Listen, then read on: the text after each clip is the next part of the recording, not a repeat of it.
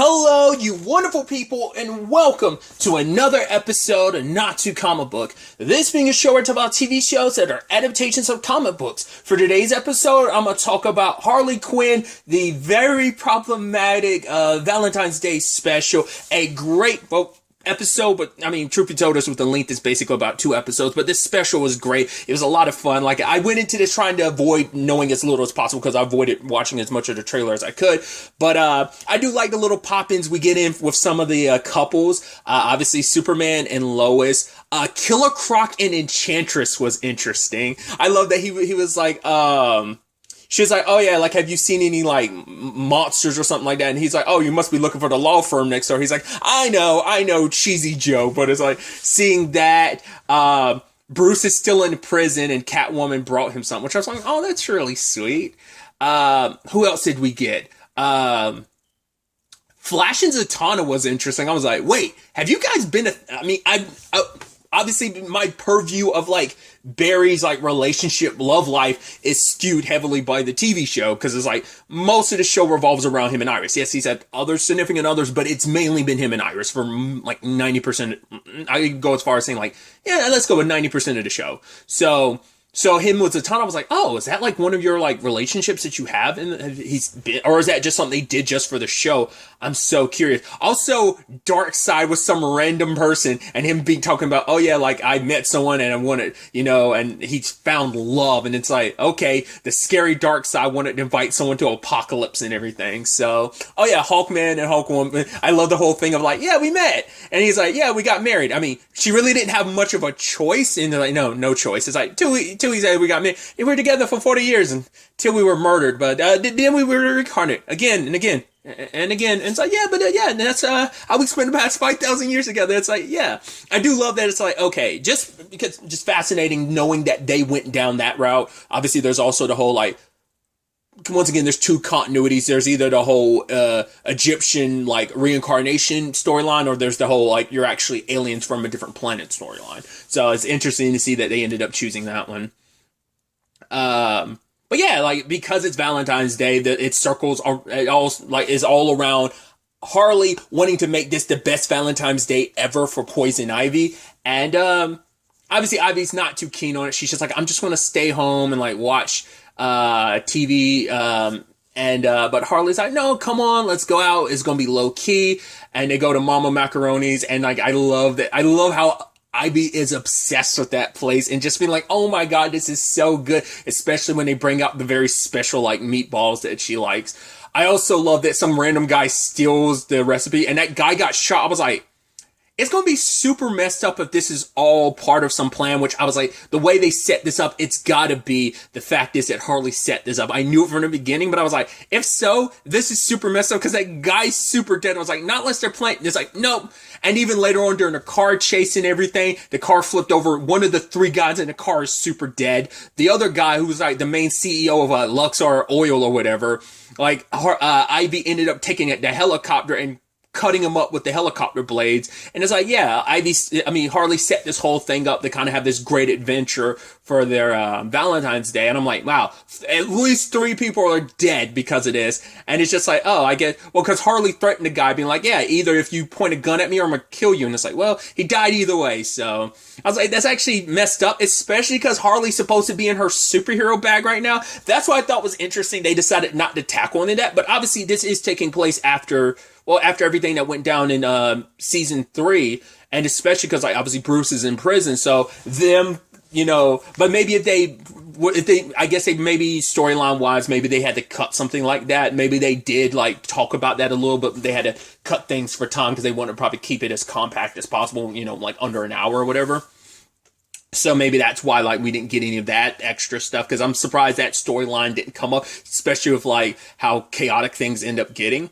And I was really surprised when, Ivy was super into it and everything, but Harley wasn't. And I was like, at first I thought Harley was like, oh, I did such a great job. What am I going to do for next year? Like, how am I going to outdo myself? But it turns out Harley didn't believe Ivy, tricked Wonder Woman into going back to Themyscira because she thought stuff was going down, took the lasso of truth and got the truth out of Ivy. And I love Ivy's like, dude, I just want to like sit home and watch some of the fine scripted and non-scripted entertainment on HBO Max. I was like, shut up. I love it. Oh, I was like, shut up. I love when they get like fourth wall breaking like that. I love it.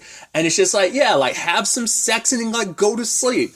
But like, and I do love that it's such an interesting and complicated thing about Harley. Obviously we saw it last season as well. Like, the fact is that she does love Ivy so much that she does kind of go a little overboard. She couldn't be truthful for Ivy about where she stood on certain things. And it is this situation where, in this case, she kept trying to go above and beyond, and it ended up causing massive issues for everyone in good ways and bad ways. But yeah, it's like Harley ends up being like the chaotic being that she is, that ends up kind of unleashing mass destruction and hell in Gotham because she just wanted to do something nice, because she has it in her head like, I have to do better and better, because it's kind of like a leftover from like her relationship with Joker. She's like, my credit score is god awful now, but at the very least I always did better and better with every Valentine's Day with Joker. But it's like, Ivy's like, I'm not the Joker, but it's like there's still elements of, because that relationship, you know, a lot of times a relationship can, like, you can carry that baggage over. We saw all of last season a lot of that baggage that Harley carried over, because she's so used to pleasing someone, even if she isn't really down for it, she'll go with it because she was in such a very like toxic relationship with the Joker, and made her like, she still has some of that ingrained in her where she has to do better and better and has to make something to be the best, because I think in her mind she's like, if I don't go above and beyond,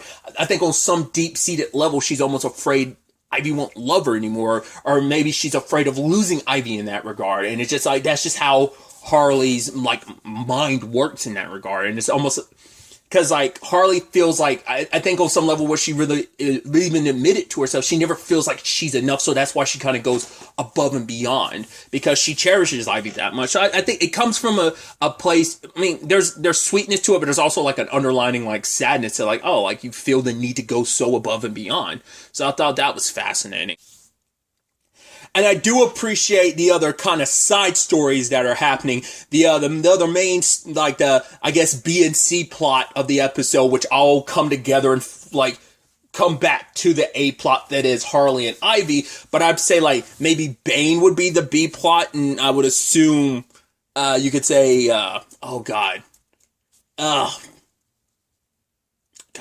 Clayface. Jeez, I was blinking on Clayface's name. It's a C plot, which I love that, like, he goes on a date with someone named Jerry, which is like, yeah, that's a picture of Jason Momoa. Yeah, you're getting catfish. It's like, no, of course I love Ivy being like, cool, you super get murdered. I'm not going to come identify your body unless I'm in a general premise and, like, in a general area and I kind of have nothing better to do. Then I will. But yeah, he super gets drawn to Crime Alley, which I'm like, shut up, especially considering you were here last season when you were inside of Bruce's mind and you watched his parents get murdered over and over again. I also appreciate, I forgot who, like, we were watching, somebody was like having like a date or something. Like there was, I can't remember, oh, it was Joker and his wife. I don't think they're married, I think they're just dating. They're watching the what was the movie? The James Gunn biopic about the Waynes, in particular Thomas, like Hard Wayne Falls or something like that. I forgot already. But you see a little bit of it in the background. So it's like, oh, it's on TV now, or maybe it's, you know, or like digital or streaming or something, like a home release or like streaming or something like that. But yeah, I saw a little bit of that playing in the background. I thought was neat. But nevertheless, he did get drawn into this in Crime Alley, and they're like, oh yeah, vegan coffee shop. He's like, wait, vegan coffee shop? All coffee is vegan. He's like, no, I've been duped.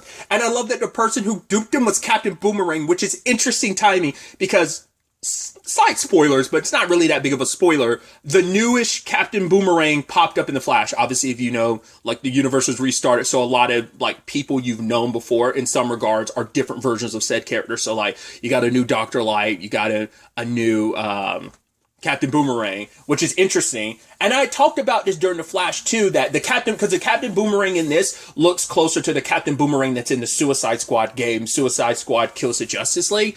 And I was like, oh, I wonder what he more traditionally looks like in the comics. I wonder, is that more classic Captain Boomerang, or is that like a more new iteration of the character? Because like the one that the original one from the Arrowverse and the Jai Courtney one from the first Suicide Squad movie, they dressed a little more similarly, but the new one in the Arrowverse, played by Richard Harmon, and the one that's in this are like dressed more similarly in that regard.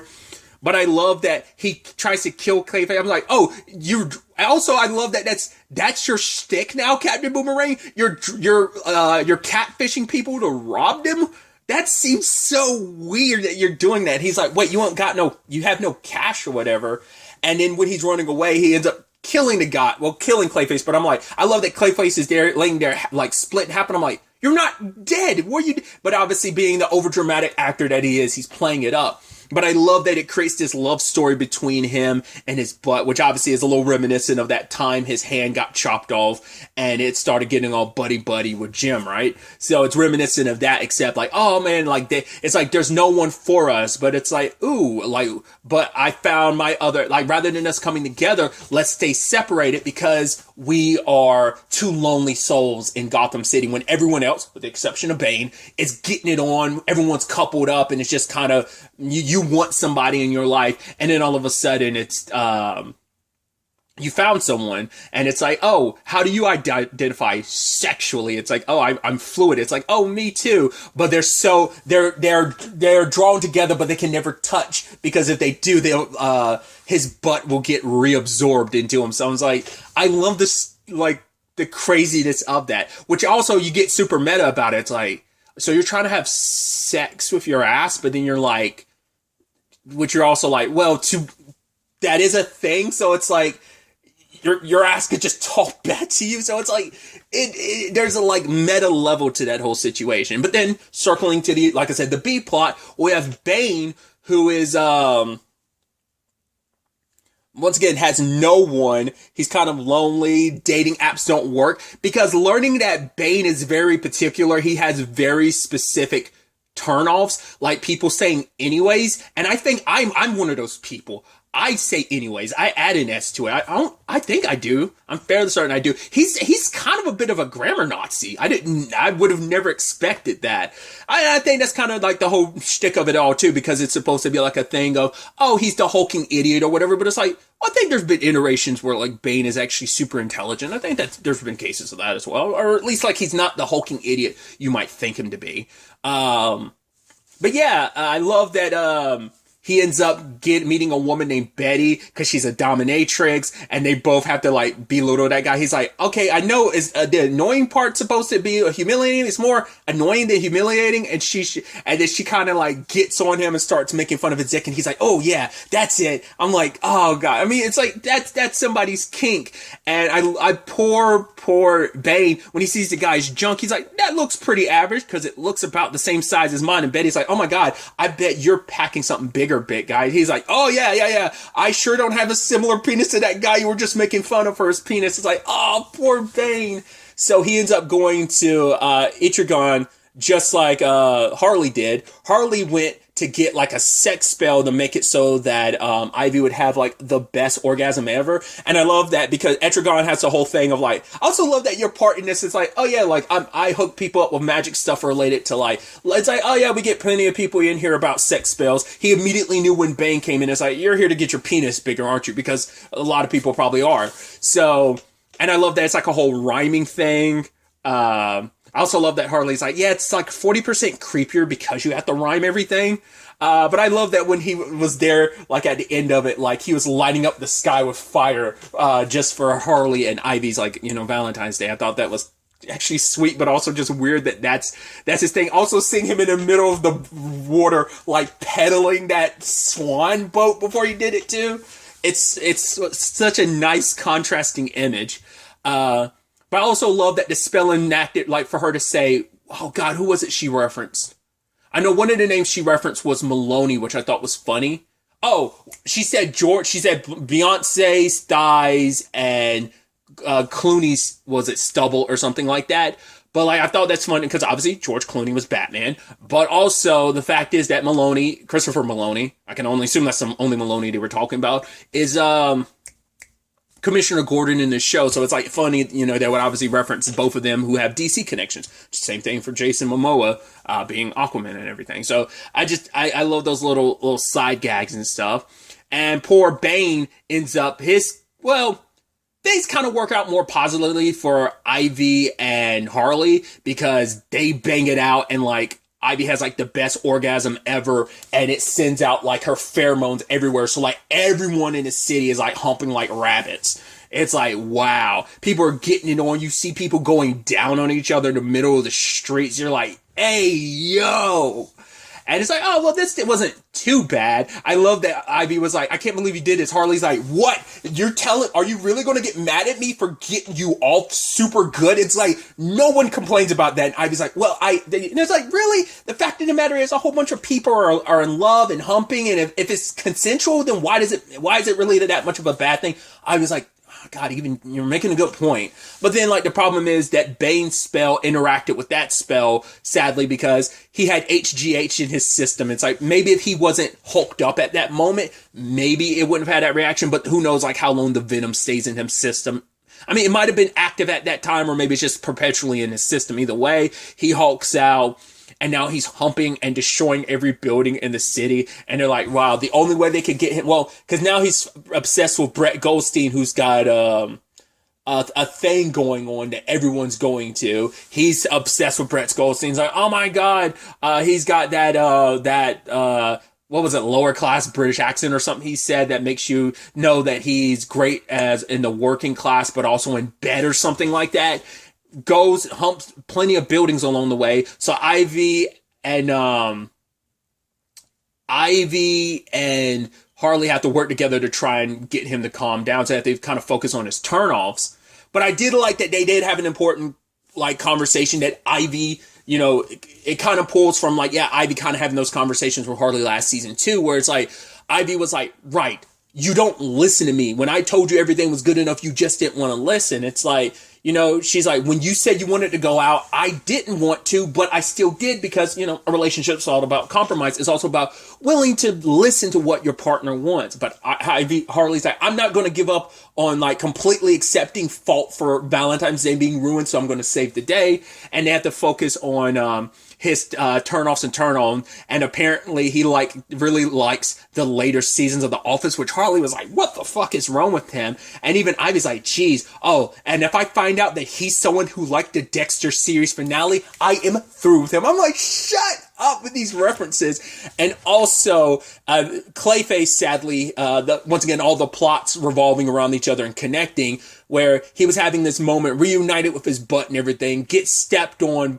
Which I love that onlookers are like, what this is fucking weird. Like them waxing poetically towards each other. And it's like, is that Clayface talking to his butt? Like what's going on here? This is weird and uncomfortable. And they ended up fusing back together, even though they didn't want to. Poor Clayface. But it's like, all right, get over that, Clayface. We need you to turn into a giant Brett Goldstein and say all these turn off things to Bane while he tries to like have sex with you. And it's like, oh, I can't do it, I'm a brokenhearted. And then Ivy says something, I was like, wait, what? She was like, if Ian Somerhalder can finish filming season 5 of The Vampire Diaries after his breakup with Nina Dobrev, you can do this. I was like, shut up. I was like, that is such a very specific example. I mean, granted, that's an example that there's a few examples of that I know have happened in TV shows and stuff like that. I'm sure it's happened in movies and stuff like that too, but like I definitely know a few TV shows where that's happened. But it was like, why do you specifically pick that example? There's another example I'm thinking of that I'm like, oh, you could have referenced that because you already referenced said show earlier. I don't want to, So I was like, why that one specifically? Like, that's so interesting. It's like, well, how do you know that? She's like, my aunt I think she said her aunt had like a blog or something about like celebrity breakups or something. So that's why she knows about that. But I was like, I love that because I'm like, that's such a because it's why that specific choice. Like, there's a number you could have chosen, but why the Vampire Diary was one? That's so funny. That's so specific. either way, Clayface does his thing, and it's like, right, that is a part of like an actor or a true artist. That the fact is you work through that pain, and it was like even saying like, oh yeah, that was some of Ian Somerhalder's greatest work was doing that. So that is fascinating, and so he did it, said all the things to turn Bane off, and luckily he was able to shrink down after losing his erection. And, both him and Harley both wanted to do, I love that, they both wanted to do something special for someone on Valentine's Day, and it just kind of went horribly wrong. And, ultimately it's like Bane being like, yeah, this is the second worst. And she's like, Ivy's like, whoa. Okay, what was the first pre-tell? He was like, well, I missed this very specific episode of The Office in season 8 when Jim went to somewhere in California or something. And they're like, oh my God, what happened to that show? I was like, shut up. I mean, I get it because that's also like the general like consensus. Like most people did not like the show after Steve Carell left. So I was even leaning into that bit.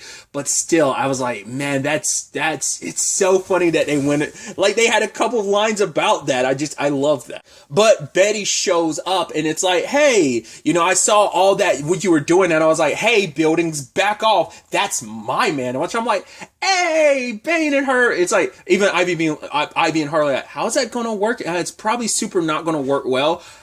I'm so curious how that's going to work. I also hope that we find out that they are still a thing, like, when season 4 comes around. I'd love to see the continuation of that relationship. I want Bane to be happy. He has someone, because Bane's the character that gets shit on the most. So I want him to have something so he isn't just like completely focused on, oh man, I'm forgetting some of the other, I just remembered some of the other couples we saw, like, King Shark and his wife, Golden Glider and Kite Man. Regardless, that just popped in my head, but I'd want him to kind of, not have to be so focused on a pasta maker like he was last season. So either way, despite all the chaos and stuff like that, it still was a beautiful Valentine's Day, in some regards. And obviously, Harley's so focused on making things better and better. It's like, right. So what was Ivy's? At first she's like, oh, I don't want to know about like some pimple faced kid that you had a thing with back in the day, being your greatest Valentine's. But her greatest Valentine's was when she was locked up in Arkham and she felt like no one saw her. She felt alone until Harley came there and stole some like chocolate milk from the commissary, and it sat there and explained the entire plot of Shrek 2 for her because you were so shocked that I had never seen it before. It's like, not as good as the first one, but more fun. And it's like, right, you've always been someone special to her. And it's like, it almost feels befitting that you two would eventually fall in love because you were the first. Because she never really cared about people until Harley. Like, it's like, right, they had their issues along the bumpy roads, but it's like, yeah, becoming friends and now lovers. It's really beautiful. And I love they're sitting down in front of the camera. It's like, wait, like, how are we supposed? Because she's like, oh, I could explain the plot to Shrek 3. And it's like, no. How about we just tell everyone Happy Valentine's Day and kind of end it here? And it's like, they do a nice little send off. And I was like, that was beautiful. It's obviously perfect timing. Valentine's Day is literally, Tuesday? So perfect timing and everything. And it's just continuing like just more Harley Quinn shenanigans and fun. And I loved it so much. And, I think this is kind of a nice, sweet special and everything. Just a lot of fun too. And I'm very, very excited to see, obviously this is, some of the couplings I'd love to see, like I said, the Bane and Betty thing continue on in season 4. Harley and Ivy, what that looks like going forward as their relationship continues to grow and develop. But also with Clayface, like if anything kind of happens after all of this, because he's still the only one that kind of walked away with no one, sadly enough. But, he is a true artiste because he has his art at the very least, I guess. But I'm very, very excited. I cannot wait for season 4. I'm sure it's going to take a while. Animation does take a while, so we'll probably be waiting a while. Probably not nearly as long as season 3. I'm sure like the pandemic heavily impacted the season in that regard too. But once again, also just animation takes a long time, I'm sure. But probably won't have to wait nearly as long for season 4 as we did for 3, but however long they need to take to write it, to animate it, do all that they need to do, I can wait. But I'm very excited to see where season 4 takes us with all of this. But really, that's all I wanted to talk about. Till the next time we meet, be happy, be safe, live life to the fullest, and enjoy it. Good day, and goodbye.